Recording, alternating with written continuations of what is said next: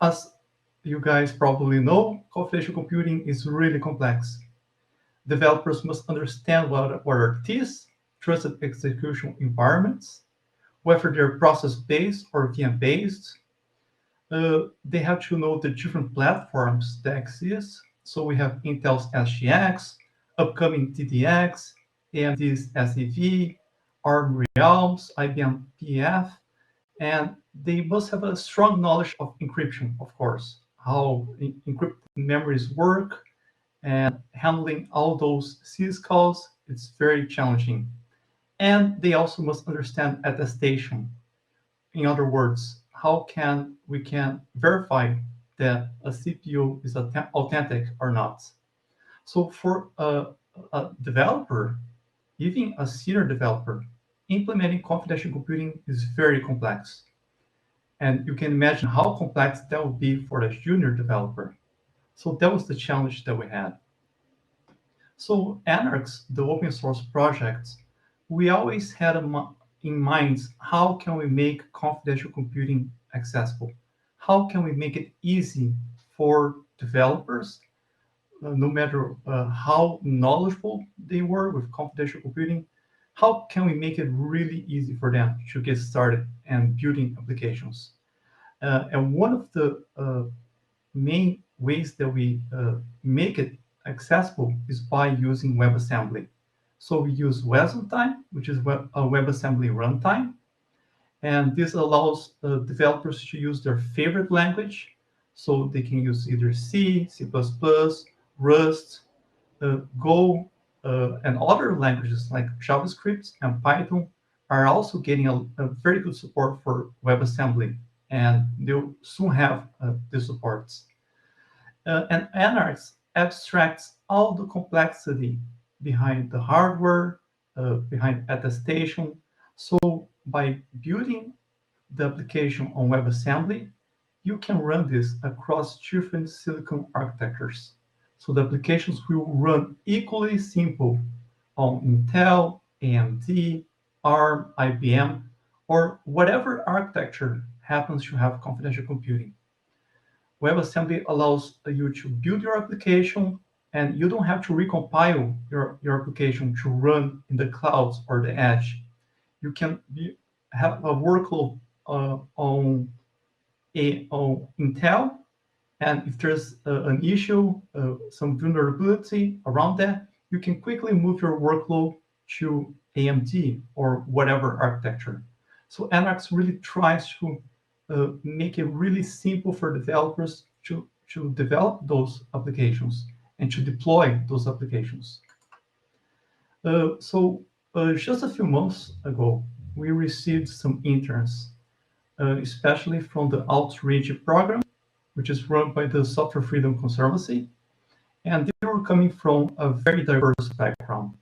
Uh, we had developers from India, from Nigeria, and these are junior developers who are underrepresented, who are subject to systemic bias, and they had no knowledge of confidential computing. They didn't know WebAssembly, they didn't know Rust, everything was new to them. And we kind of ran an experiment. How can junior developers like this, facing all the challenges, can get started with confidential computing and make it work? So in just a few months, they were able to learn all the aspects around confidential computing and to implement those demos. And this while Anarchs was being under high development and the code was changing and breaking all the time. And they succeeded. And this is why I'm going to present to you the demos. And so let me share with you my video recording that I have. This is really exciting. So let me share this video with you.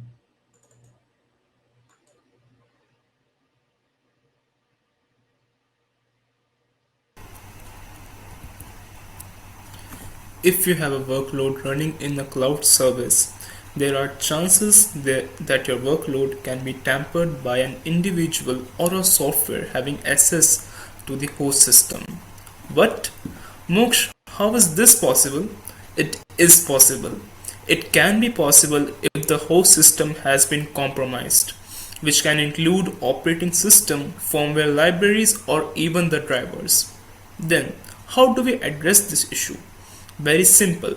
We need to have data protection while it is being processed in the CPU or memory. This problem can be solved by running your workload in a trusted execution environment or TEE. This way, your workload is not accessible to the operating system or any other software. But the problem with this approach is that the applications must be developed specifically for each platform. Rewriting the applications for each platform is extremely complex and cumbersome. Anarchs tries to solve this problem. Anarchs is a framework for running applications in TEE instances without the need of rewriting the applications. Let us imagine a TCP server and client. The client sends an encrypted text to the server and the server decrypts it. Well, you are probably thinking that there's nothing to worry about as your data is safe in every condition, but it is not. Imagine if a fully undetectable payload is present in the software someone installed on your server. Chances are the communication will be compromised. But fret not, Anarchs is here to save the day. This is a TCP server written in Rust with the help of MIO-Crate, which is a fast, low-level I/O library for Rust.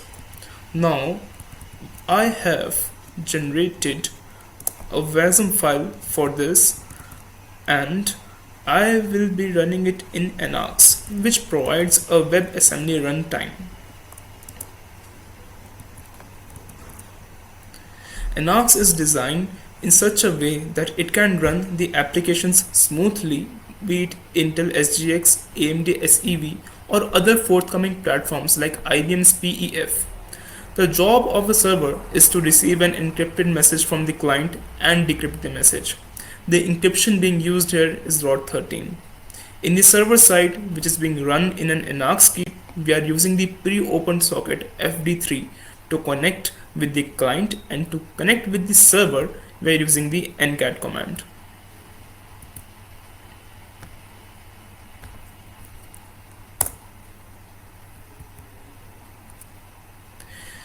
You can see that the encrypted text sent from the client is actually my name. My name is encrypted in the ROT13 and the server successfully decrypts it. Now, you don't need to rewrite your application to run it in an TEE, neither you need to implement attestation for it separately. Anarchs, something you can truly trust in this era of information technology. Hope you found this demo informative. This is Moksh Pathak signing off.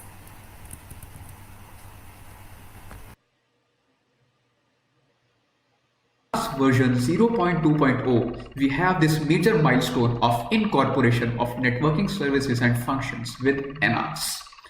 My today's topic for the demo is going to exactly revolve around that. I will be demonstrating about TCP Echo Server made using the MIO framework, and I will be deploying it on the top of Anarchs.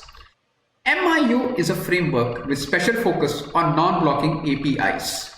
Simply put, it is a way to introduce asynchronous runtime in Rust, which is not possible with the standard networking libraries which are present in Rust. So let's begin with our demo. I've already got my server up and running. Since we have a limited amount of time in hand, I thought it would be a better approach. So we are listening on port 8000 and on the address 127.0.0.1. We can ping our TCP Echo server using our netcat client. So let's do so. I'll type in echo, the data stream that I want to send to the server and want it to be echoed back to our client, that is us. I'll type in my name here as the data stream. Then I'll type netcat client and then the address and then the port number. As you can see here that the server has echoed back to us the data stream, and it has also received it on the server side, and it has accepted our connection. But Dipanshu, why are you demonstrating all this? Why can't we write this code for the TCP Echo server and execute it like normally like any other program? Well, the reason is security. But hey, security is such a general term. Can you please elaborate what do you mean by security? Sure. Well, there are three states in which data can be protected: data in rest, data in use, and data in transit. Although data encrypting data in rest, data in transit has become mainstream, however, data in use is still susceptible to malicious attacks.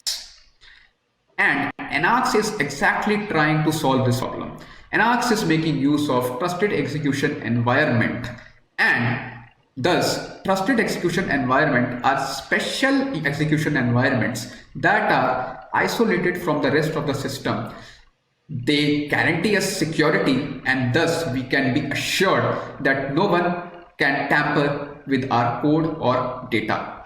If we iterate back to our TCP echo server example, the data stream that we are sending from the client to the server is, after receiving it in the server, it is being processed in the memory. So we can say it is a data in use. And hence, if we try to run our TCP echo server on the top of Anarchs, we can be assured that no one can tamper with our data stream. So Anarchs is the route to securing our TCP stack by offering us security, isolation, and performance. Thank you a lot for your time and hope you were able to extract value of it. Thanks a lot. Hi, my name is Jennifer, an Outreachy intern with Confidential Computing, working on the Anarchs project. And today, AJ and I are going to show you how to quickly run your program in a trusted execution environment using Anarchs. So here, we have a simple Rust Fibonacci program that asks the user for an input integer and returns the Fibonacci result of the input. Let's build and run it to make sure it runs perfectly.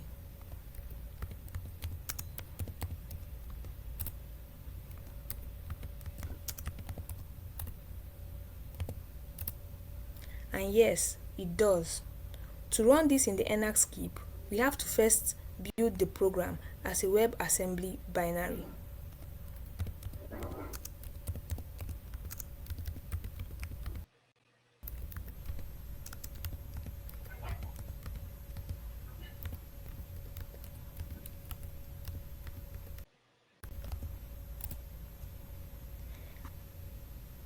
Let's also run the WebAssembly binary and make sure it does the same thing.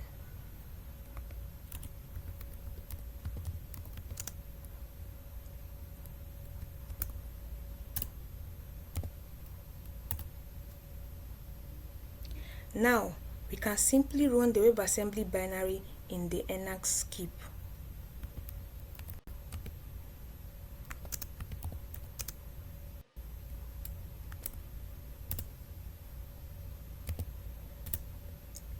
And here you go, your program executes perfectly. To suppress the debug output, you can simply add this to your command line argument.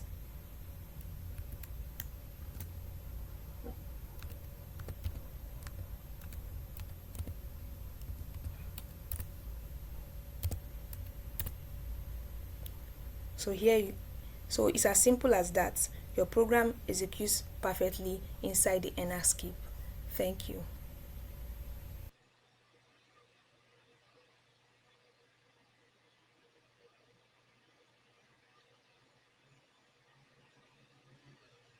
Here is the future work which we will be doing. Like our server will be running, our backend will be running on in the server, and then we have a front end, and where from the front end we will be fetching data and we will provide our data to the backend server, and after that our model will calculate, meaning predict the result, and it will send back to the front end, and over there we can analyze or do like whatever we want to do. So we can use it as a function, as a service, and this is how we can achieve the confidential computing.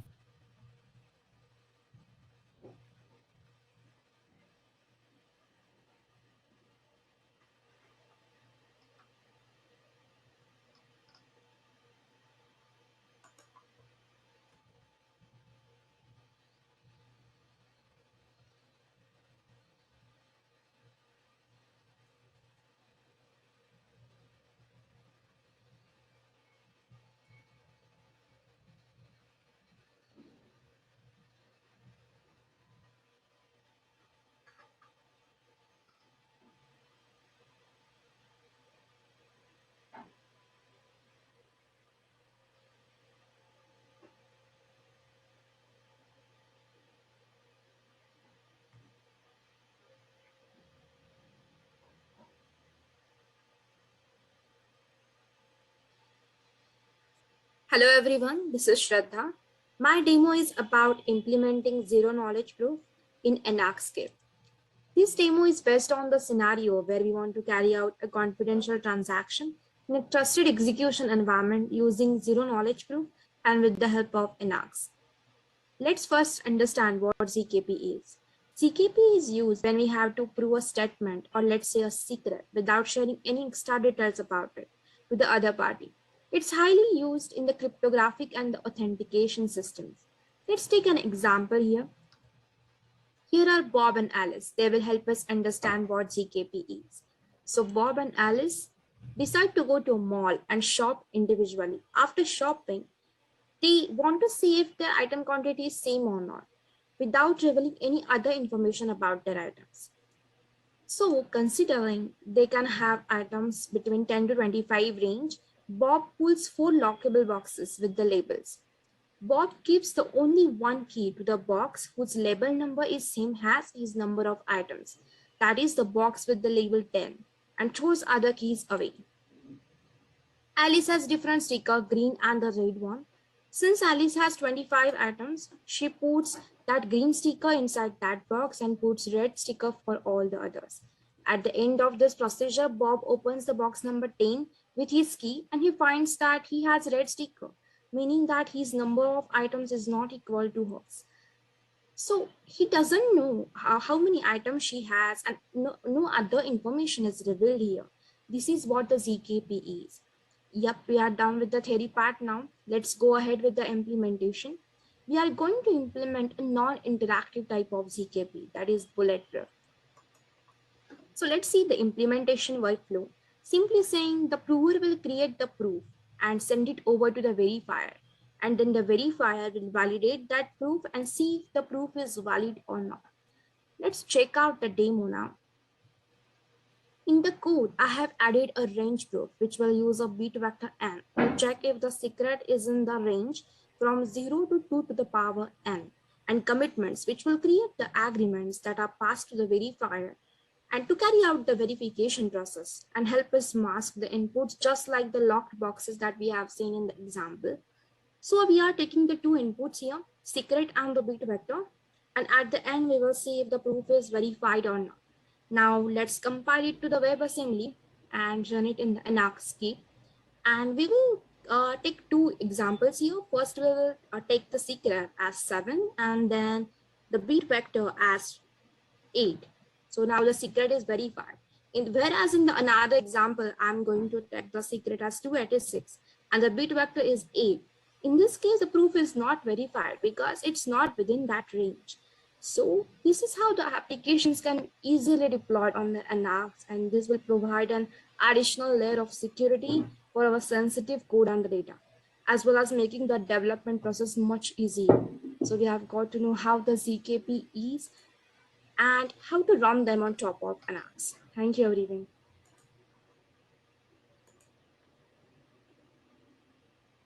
Yes, so those were the videos from our interns.